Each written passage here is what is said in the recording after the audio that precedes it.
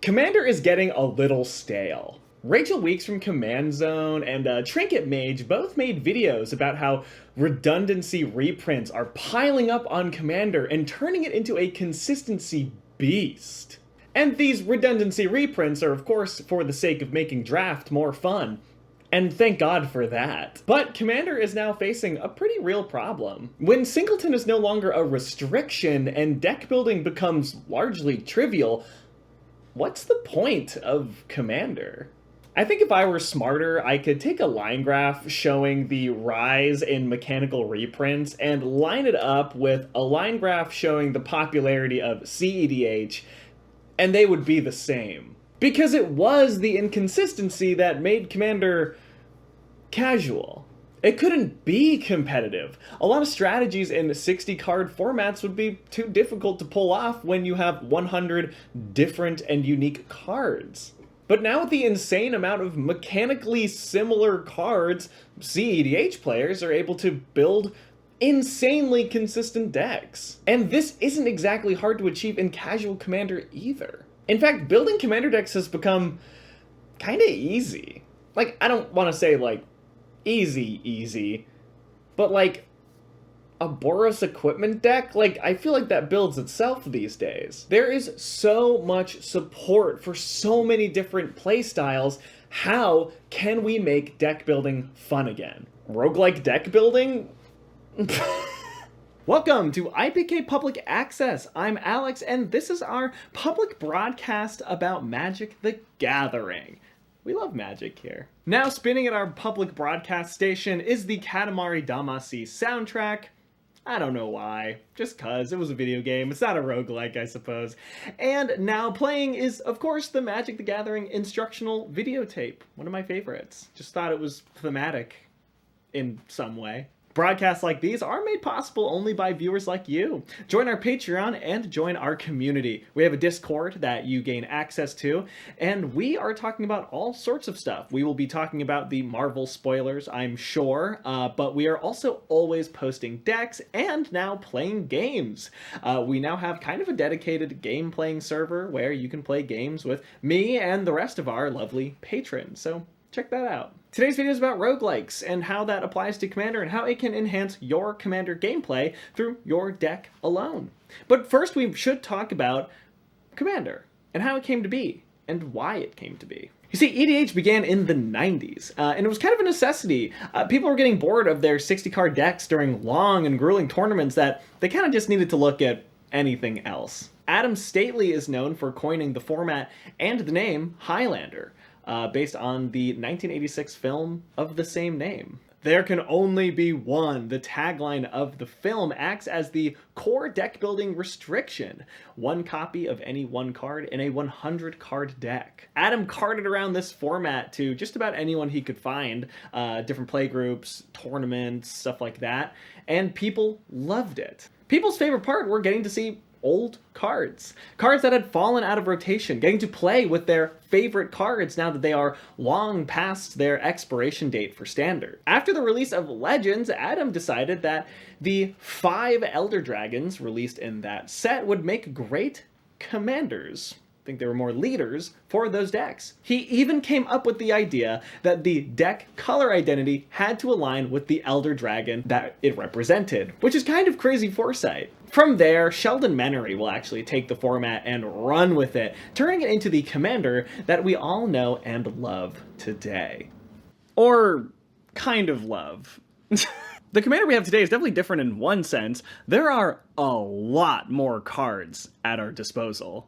And that's a good thing. It helps us be more creative and expressive when making our own whoa. But no, I really think this is a good thing. But when I say I'm getting bored of Commander, it's really that I'm getting bored of my own decks. Like, I'm a boring deck builder, I guess? No, that can't be true. Look, one of my favorite decks is Helga Skittish Seer with Karuga as the companion. It's a clones deck, but its hidden commander is actually Essex Fractal Bloom. So the entire deck is basically about making large amounts of tokens and making clones of your things and then cloning Karuga with Essex ability. It's honestly really fun. It was super fulfilling to find unique ways to dig through my deck to try and find Essex so I could do the thing that I wanted to do. Having only one Essex was great until they printed 2 more. Yeah, in less than a year, I have now seen 2 cards with the same line of text as Essex. Actually better. With the now tripled chance of finding Essex in my deck, it has kind of become easy. To the point where I actually took one out because fuck it. The idea of roguelike deck building kind of came when thinking about these mechanical redundancies. If building certain archetypes is that easy, I should be able to do it while I'm playing the game. And another archetype is being shoved in my face at the same time. Okay, I can explain. When I'm playing games, I like to think about the elements of those games that are most satisfying to me. I don't really know why I do that, but it's helpful. Like during Wingspan, I love being able to make do with the pieces at my disposal. Building engines from scrap that I've been able to find. Or being able to build engines that can find me better cards through sheer mass card draw. It's the game at its best, building something from nothing. The same goes for some of my other favorite games. Settlers of Catan is fun because I'm fed resources entirely randomly. And so finding lines available to me at any particular time and working with that is satisfying. This goes for video games too, like Slay the Spire. Slay the Spire 2 is the real inspiration for this video. I could play Slay the Spire 2 for the rest of my life, and I don't think I would get bored. And I often think while playing Slay the Spire, man, I wish Commander felt like this. But I'm never really sure what this is. Was it building super crazy poison counts on my enemies, or was it playing Speedster and then like wheeling out my hand with that dice card? But those things I can also achieve in Magic, and unfortunately, extremely easily with mechanical redundancies. No, what I find myself craving in Magic that I find in other games is the satisfaction of building. Slay the Spire works like this. You are shown 3 random cards, you may add one of them to your deck, and then you may continue. As you move on, you'll notice that the random cards served to you have synergies. The thrill of the game is trying to create synergy and combos using only the cards you are being handed at random.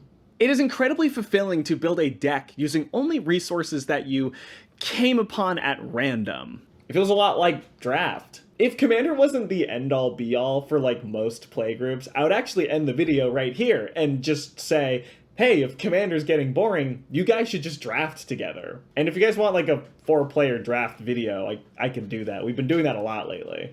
But anyway, how can we create this sensation in our Commander decks? First, let's contextualize our Commander decks as roguelikes. You draw a hand of 7 cards. That's how you're going to start the game. You can put those cards into play and start generating value off of them. Once per turn, you get to draw a random card from your deck and add it to your hand. And then you can put that card into play as part of your engine. Guys, I think our Commander decks are already roguelikes. No. There's actually a really big difference. Our current Commander decks are like if you booted up a Silent Run and you already had a perfect Shiv deck built for you. What we want is our Commander deck to show us a mix of synergies and themes, and then use card draw to start shaping our hand and our board to act synergistically. Okay, now let's really bring it back to Magic and apply what we've talked about. In order to create a roguelike environment in our decks, we'll start by picking 2 or 3 themes. These can be anything, and they don't even need to synergize with each other necessarily, just ideas you want to explore. For example, for mine, I'm gonna do +1/+1 counters, because I have a bunch of cards like in a pile for +1/+1 counters that I'm not totally sure what to do with. And then the other one, let's do Cast from Exile. I also have like a bunch of Cast from Exile cards that I really like and I want to put in a deck. Now, for the most important part, we're going to want to find cards that exist between our 2 sub-themes. For my example, we've got the 13th Doctor, who perfectly pays off both of our strategies. She's great too because she works with either theme alone, but when both themes are present, that's when she's at her best. We've got a couple others too. Memory Worm and Flaming Tyrannosaurus both have Cast from Exile payoffs while putting +1/+1 counters onto themselves.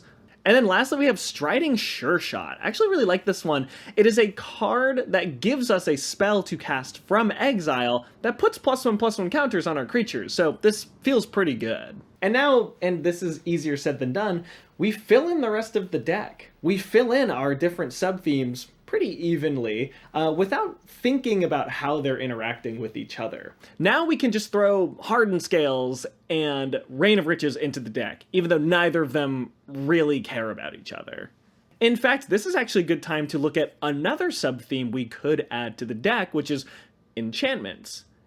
While I'm making the list, I've noticed that there's a lot of enchantments here. So why not throw Estrid's Invocation or Mirror Maid into the deck to enhance these enchantments we're putting into the deck? And these can apply to either theme.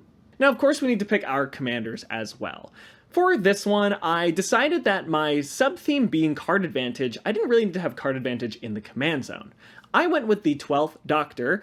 He's got a Cast from Exile payoff, and also puts +1/+1 counters onto himself, which is fairly synergistic. Partnering with him is Susan Foreman. This is just some ramp. There's some bigger stuff in this deck that I want to be able to play, so having guaranteed turn 2 ramp is pretty good. Let's flip over to side B of this conversation. I talked about how my sub-theme was card advantage, so I didn't need to have my commander be the card advantage. But the other side of this is that we can start building a roguelike commander deck using a commander who has very cool card advantage. A large part of roguelikes is being shown a number of pieces, but only getting to pick 1 or 2. And luckily, there's a ton of legends that have this effect. Belisarius Call is a great example. You can tap him and any number of untapped creatures you control to look at that many cards from the top of your library, but you only get 1 artifact. And this kind of builds its own double synergy here. We could do a creature sub-theme and an artifact sub-theme.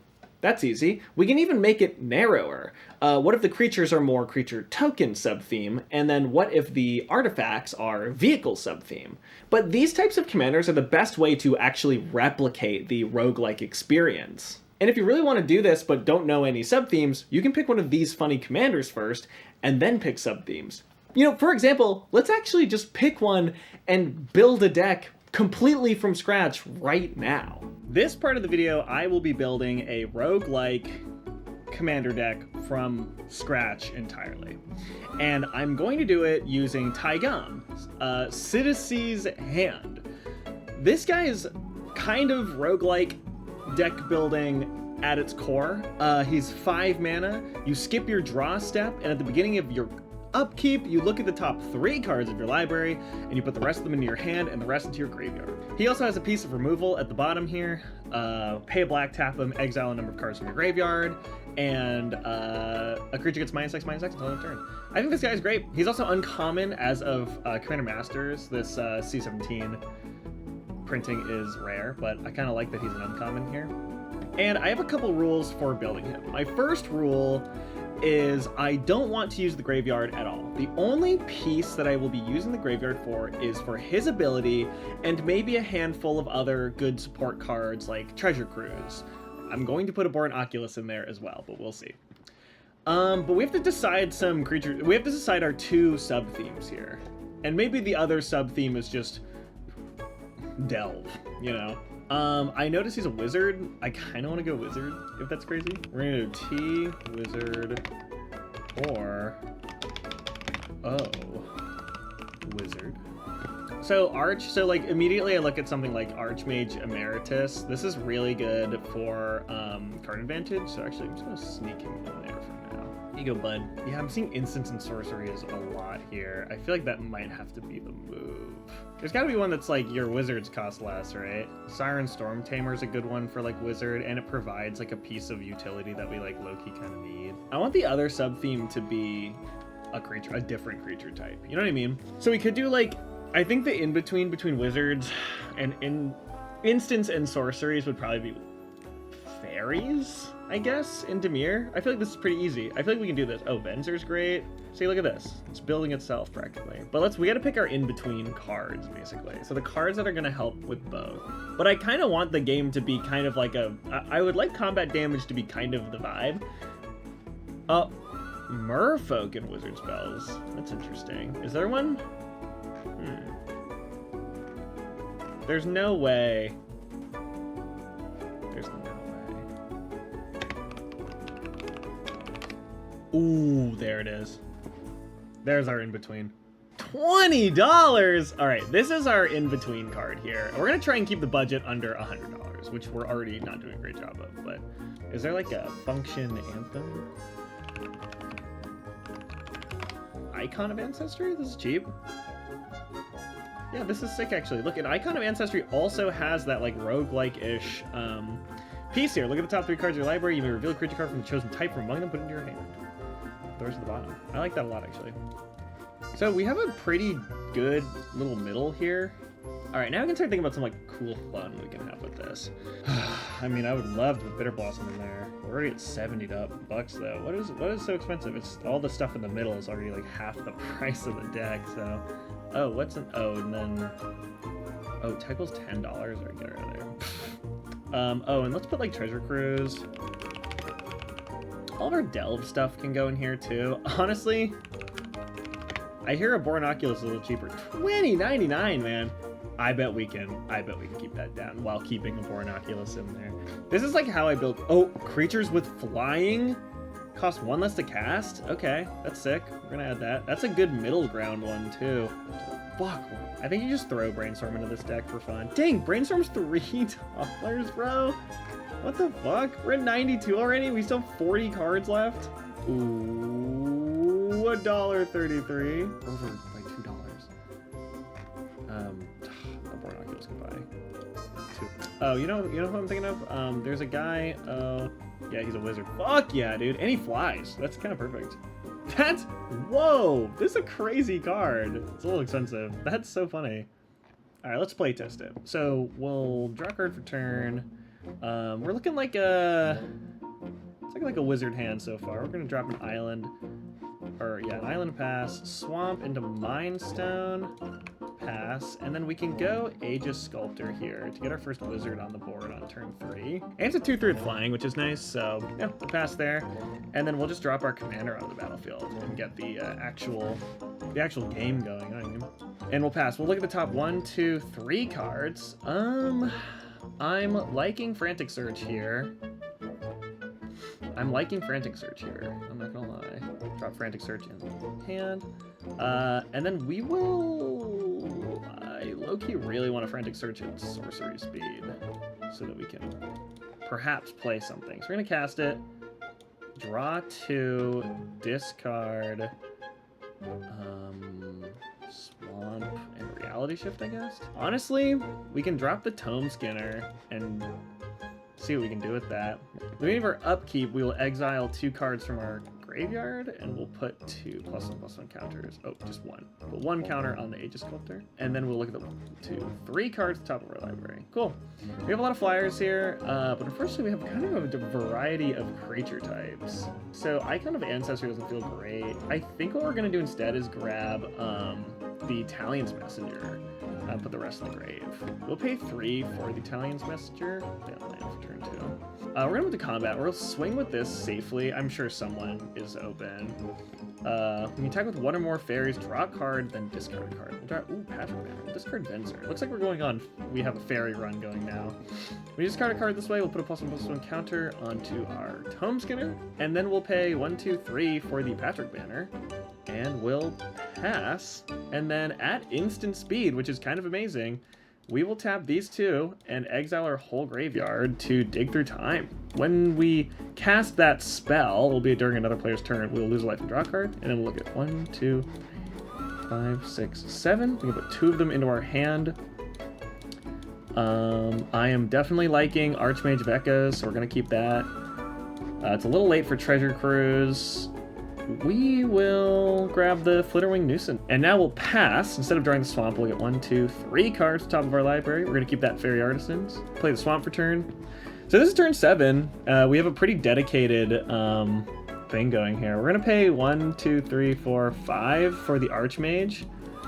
Really good stuff here. And then we'll cast the Flitterwing Nuisance. Or actually, no, we're going to cast Fairy Artisans here. And then when Fairy Artisans is cast, I get to make a copy of it because of the Archmage of Echoes. That's sick, dude. Cool. We'll move to combat. We'll swing with the Tome Skinner, and we'll swing with the Talion's Messenger too. Or we'll draw a card, discard a card. Ooh. Ooh, we'll drop this. So that was a cool... So turn 7, we'll go to turn 8, I guess. So we'll... You know, Fair Artisan's copies are really nice. 1, 2, 3. No fairies here. I'd rather just keep the Mana Sculpt up. And then we will cast the Flitterwing. Make a token copy of it. I forgot that this also makes copies of the wizards. I guess I didn't see any. Move to combat. We'll swing with a bunch of fairies. We will draw a card, discard a card. We'll discard the swamp. Put a counter on this one. Dude, this is sick. This is really sick. I like this a lot. And that's the deck. And all of our fairies are getting +1/+1 from the Patchwork banner. So we're dealing really decent damage. And then Taigam we have up as a piece of protection here. And then we also have, oh yeah, we can also do our 1, 2, 3, remove a -1/-1 counter from this one, and then we'll draw an extra card when something deals combat damage. And then we have Harmonized Crescendo for later. That's sick, dude. And it's an instant. So we can do 1, 2, 3, 4, 5, 6. Cast a Harmonized Crescendo on someone else's turn. Voracious Tome Skinner draws me a card. And then we'll draw a card for each fairy, which is 1, 2, 3, 4, 5, 6, 7. That is swag, dude. So that was a playtest. Let's try it again. All right, we're gonna do one more playtest here. Here we've got some wizards in our hand. We've got the Merfolk Wizard, which is really nice. So we can get our wizards out a little faster. So let's see it. We will draw a card. We'll play an island for turn and pass. We'll play a swamp for turn, and I think I'm going to just go in on the Stony Brook Banneret instead.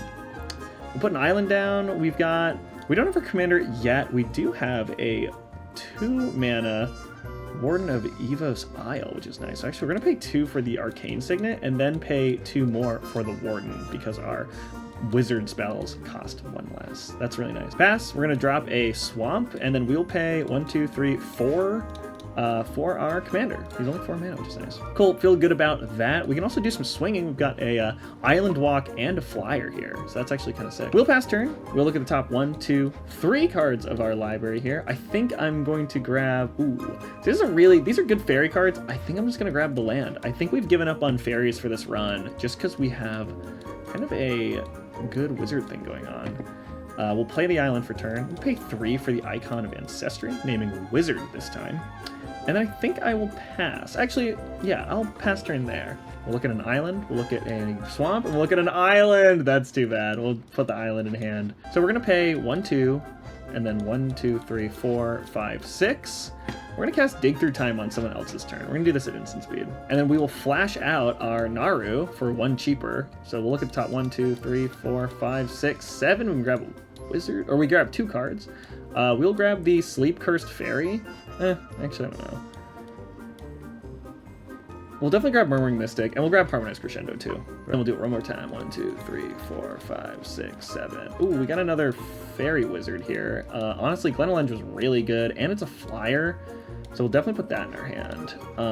Our flyers also cost 1 less to cast, which is really nice. I think I'll grab Siren Storm Tamer. Yeah, we'll grab Siren Storm Tamer for the protection. Oh, we'll pass turn. Turn 7. This is looking nice. We pay 1 single mana for Glenelenge or Guardian, which is really funny. We'll pay 1 for a Siren Storm Tamer, and we have a really good thing going here. We'll pay 1, 2 for the Murmuring Mystic. And then we have a huge, huge board here. Mana up for Icon or for removal with Taigam. Oh, I forgot to look at the top 3. So turn 7, we've got a huge board of some really good wizards. We've gone all in on wizards here. And we got to choose that because of our draws. Honestly, this was really fun. And we have the mana up for Harmonized Crescendo. So we can swing out with a couple of our bigger, like these are big. We'll swing out with these 2 bigger ones that have, this one is Island Walk, and it's a 1, 2, 3. It's a 3/3 with Island Walk. I mean, that's great. Cool. And then we will Harmonize Crescendo on someone else's end step. 1, 2, 1, 2, and then just 3, 4, 5, 6 for Harmonize Crescendo. We will draw 1, 2, 3, 4, 5, 6, 7 cards. Pass. And now we've got a loaded grip. We'll look at the top 3. Patchwork Banner, Swamp, and a Mind Stone. We'll grab the Patchwork Banner, rest in the graveyard. Play us Island for turn. We'll pay 3 for the Heraldic Banner. We also have Patchwork Banner, so we might as well cast that too. Now they're huge. And we'll keep up the Mana Sculpt. Honestly, pay 1 for the Mischievous Mystic. Easy. And we'll just move to combat. Start swinging. This feels great. Also, I was supposed to make a Bird Illusion when I did that. Yeah, that was great.